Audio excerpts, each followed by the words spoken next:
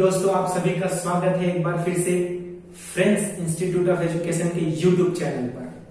आज हम सभी चर्चा करने वाले हैं शीत युद्ध के बारे में। आप सभी को मालूम है कि लास्ट वीडियो में हम लोगों ने जो हमारा समकालीन विश्व में राजनीति है उसके बारे में समझा था कि समकालीन विश्व में राजनीति क्या होता है। अगर आप में से किसी ने भी वीडियो 1 नहीं देखा है तो वीडियो 1 देख लें ताकि इस वीडियो को समझने में आपको और आसानी हो। और हाँ, आज से हमारा अध्याय 1 स्टार्ट हो रहा है, तो इसके बाद जितने भी वीडियोस बनेंगी उन सभी को आप देखिएगा। पूरा जो समकालीन विश्व में राजनीति है उसको हम YouTube चैनल के माध्यम से कवर करेंगे और पूरा 12th क्लास का जो सिलेबस है उसको भी हम इस प्लेटफॉर्म के माध्यम से कवर करेंगे। तो आप सभी इस प्लेटफॉर्म पे बने रहिएगा और वीडियोस को देखते रहिएगा। तो आज हम लोग स्टार्ट करने वाले हैं शीत युद्ध को। लेकिन शीत युद्ध समझने से पहले हमें एक महत्वपूर्ण घटना को समझना पड़ेगा जिसका नाम है द्वितीय विश्व युद्ध। हाँ, यानी कि द्वितीय विश्व युद्ध। ये द्वितीय विश्व युद्ध ही एक ऐसी घटना है जहां से कोल्ड वॉर की भूमिका बनना शुरू हो जाता है और यही एक घटना है जिसके बाद हमारा जो शीत युद्ध है, कोल्ड वॉर है, उसका आरंभ हो जाता है।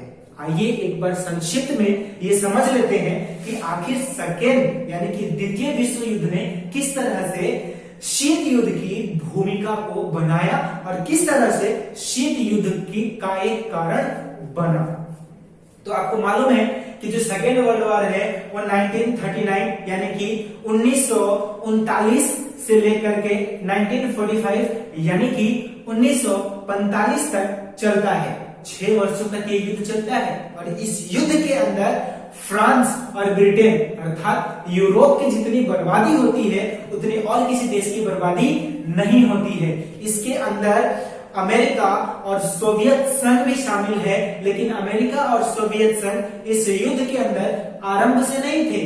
1941 में इनकी प्रवेश होती है और 1941 के बाद से ही जो हमारा धुरी राष्ट्र है उनका खत्म होना शुरू होता है। अब पता नहीं मैंने क्या क्या बोल दिया। आइए एक एक करके इन सभी घटनाओं को सिलसिलेवार तरीके से समझते हैं। सबसे पहले हम बात करेंगे मित्र राष्ट्रों की। हाँ जी, मित्र राष्ट्रों की। मित्र राष्ट्र और धुरी राष्ट्र ये 2 ग्रुप था जिनके बीच में सेकेंड वर्ल्ड वॉर चल रहा था और इनके नेतृत्व करने वाले देश भी थे। तो मित्र राष्ट्र के अंदर जो नेतृत्व कर रहा था उसके अंदर 4 देश थे। आप देख रहे हैं स्क्रीन पर। पहला ब्रिटेन, दूसरा फ्रांस, तीसरा अमेरिका और चौथा सोवियत संघ। सही सुना दोस्तों आपने, सोवियत संघ। एक बार फिर से देखते हैं कि मित्र राष्ट्र में कौन कौन से देश हैं। तो पहला आप देखेंगे ब्रिटेन, दूसरा आप देखेंगे फ्रांस, तीसरा आप देखेंगे अमेरिका और चौथा आप देखेंगे सोवियत संघ। अब आइए मैं दिखाता हूं आपको धुरी राष्ट्रों के बारे में। तो धुरी राष्ट्र के अंदर 3 देश हैं। पहले की अगर आप बात करें तो जर्मनी, दूसरा जापान और तीसरा हमारा इटली। यानी कि जर्मनी, जापान और इटली। जर्मनी, जापान और इटली। हाँ जी, तो धुरी राष्ट्र और मित्र राष्ट्रों के बीच में ये संघर्ष चल रहा था और इन मित्र राष्ट्रों में अमेरिका, सोवियत संघ, फ्रांस और ब्रिटेन ये 4 देश हैं और ये 4 देश नेतृत्व कर रहे हैं। अब जैसे ही मैंने इसको सुना था कि ब्रिटेन, फ्रांस, अमेरिका और सोवियत संघ मित्र है, तो जब ये मित्र है तो 1945 के बाद दुश्मन कैसे बने? कैसे अमेरिका और सोवियत संघ के बीच में शीत युद्ध ठन गया? और क्या ऐसी घटनाएं घटी जिसके कारण इतना बड़ा 1, 2, 3, 4 साल का नहीं, 1945 से लेकर के 1991 तक सोवियत संघ और अमेरिका के बीच में ठनी रही। हाँ, हम ये कह सकते हैं कि कहीं पर युद्ध नहीं हुई, लेकिन युद्ध होने की संभावनाएं हमेशा बनी रही। तो आइए एक बार फिर से देखते हैं कि वो क्या कारण था जिन कारणों के कारण ये शीत युद्ध का जन्म हुआ। अगर आप देखते हैं इनके बारे में, मित्र राष्ट्रों के बारे में, तो एक घटना का जिक्र मुझे याद आता है 1945 में, 1945 के अंदर एक घटना का याद मुझे आता है। ये जो धुरी राष्ट्र है, जापान, जर्मनी और इटली, सबसे पहले इटली ने अपने आप को आत्मसमर्पण कर चुका था। जर्मनी, हिटलर अपने बंकर में अपने आप को बंद कर लिया। कई लोग ये कहते हैं कि उनको मारा गया, कई लोग ये कहते हैं कि उसने अपनी ही गोली मारी। ये इतिहास का विषय है, हम कभी चर्चा करेंगे हिटलर को तो उसमें देखेंगे। आज हमें बस इतना देखना है कि इटली और जर्मनी ये दोनों ही आत्मसमर्पण कर चुके थे। और जापान, विशेषज्ञों की माने तो ऐसा कहा जाता है कि जापान भी इस युद्ध के अंदर अपना हथियार डालने ही वाला था, वो भी आत्मसमर्पण करने ही वाला था। लेकिन उससे पहले एक घटना घटती है, और वो घटना क्या था? बहुत ही दर्दनाक घटना था। 6 अगस्त और 9 अगस्त 1945, हाँ जी, 6 अगस्त और 9 अगस्त 1945 की वो घटना है जो कि पूरे ही विश्व में हड़कंप मचा दिया। और ना सिर्फ धुरी राष्ट्रों के देशों में, बल्कि मित्र राष्ट्रों के देशों में भी हड़कंप सा मच गया। वो घटना क्या था? लिटिल बॉय और फैट मैन के नाम से परमाणु मिसाइलों को हिरोशिमा और नागासाकी पर गिराना। हाँ जी, हिरोशिमा और नागासाकी पर परमाणु मिसाइलों को गिराया गया। अब प्रश्न आता है कि सर, ये तो बहुत अच्छी बात थी मित्र राष्ट्रों के लिए, मित्र राष्ट्र में क्या खलबली मच गई? तो आइए एक उदाहरण से आपको समझाता हूं। अब मान लो कि आप 4 घनिष्ठ मित्र हो और हर एक काम को आप सभी चारों मित्र एक दूसरे को बता करके करते हो। लेकिन एक बार ऐसा होता है जब आपका एक भरोसेमंद मित्र जो होता है, वो मित्र बाकी 2 को बता कर देता है और आपको नहीं बताता, और ऐसा कदम वो उठा लेता है जिससे आपकी ही नहीं बल्कि पूरे विश्व में उसकी चर्चा होनी है। तो क्या आपको अच्छा लगेगा?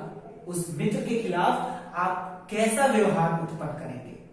सेम यहां पर हुआ जब अमेरिका के द्वारा हिरोशिमा और नागासाकी के ऊपर बम गिराया गया। इसकी सूचना ब्रिटेन और फ्रांस को तो बता दिया गया, परंतु इसकी सूचना अमेरिका के द्वारा सोवियत संघ को नहीं बताया गया।